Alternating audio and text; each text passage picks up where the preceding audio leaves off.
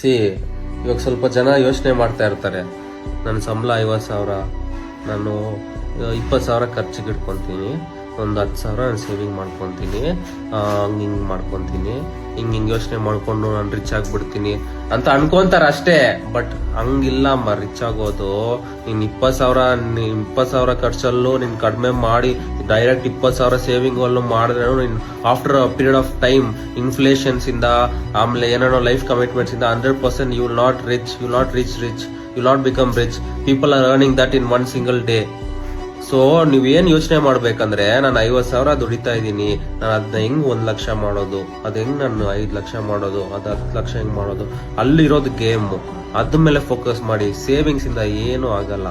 Try to invest in your self.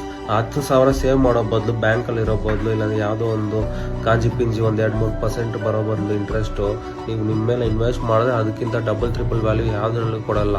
So focus on that. Focus on increasing your income.